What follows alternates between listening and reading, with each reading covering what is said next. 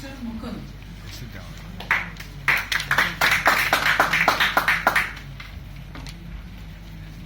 Life is what happens when your cell phone is charging. Said a wise man. For me, he's the Confucius of our times. Would you agree? Yes.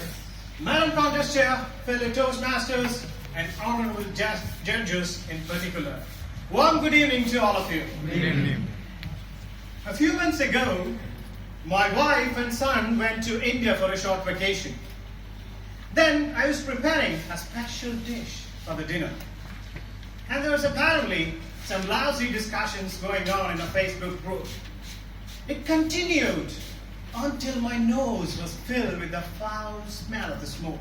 Then I rushed into the kitchen, turned the gas off. But by the time the entire kitchen was filled with full of smoke, I felt genuinely ashamed about my carelessness and addiction to the phone. But that sparked me introspect what was happening to me with this addiction. I was using my phone 2 to 3 hours a day. And whenever I was away from my phone, I was in panic, which is a condition called nomophobia by the doctors nowadays. And I was always walking like this. And even when I was not using the phone, I kept it very close to my heart. One day, my little son, he started walking for the first time. And my wife called me, "Hey, come see this." By the time I took eyes off the screen, I was late. My wife just sneered at me and told me rather patronizingly that I was becoming so insensitive. When somebody prefers mobile phones to you, it hurts. And it hurts like rejection.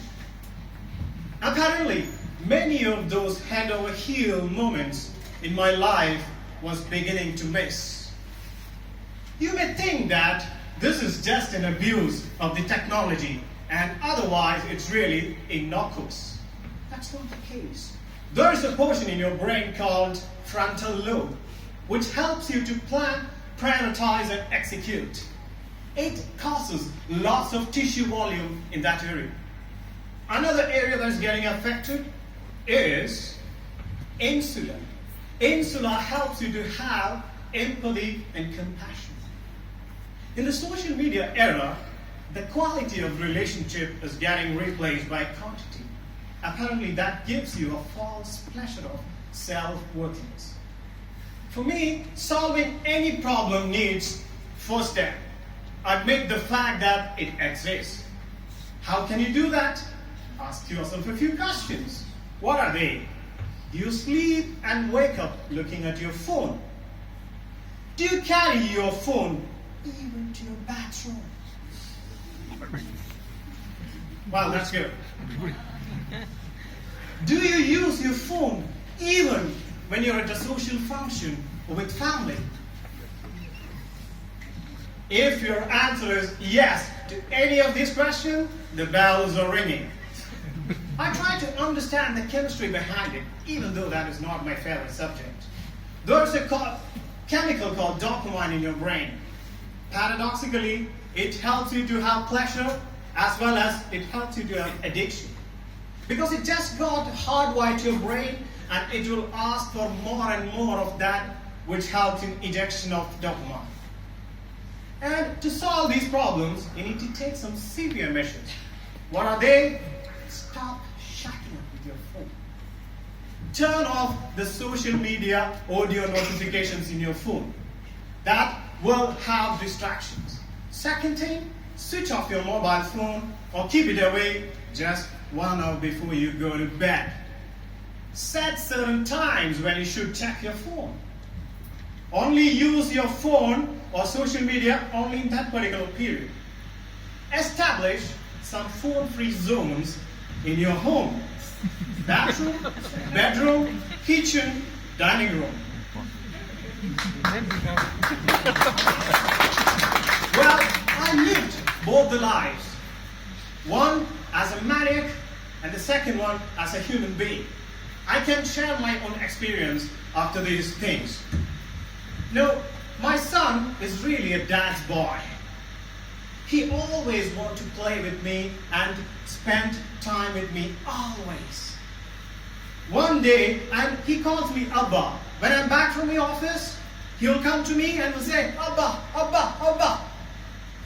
But truth be told, I turned a blind eye on him. Whenever he was at me, I gave him iPad with a few games or talking Tom. That was not helping. He got acclimatized with that. And he was beginning to lose that attachment with me. After implementing these measures, I could feel the difference in his approach. I could see the level of happiness in his eyes. And also, I felt the same thing when I talked to my parents over Skype. I could feel the difference in their voice. We all have the fear of missing out something really important in your mobile phone. But trust me, something more important goes around you.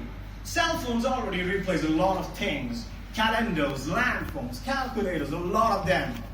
But don't ever, ever let it replace your family and friends. So let's take a decision today. Face it down. When you hang out with your friends, when you play with your kid, when you drive, when you eat, when you sleep. Face it down. Face it down. Over to you, Kandasya.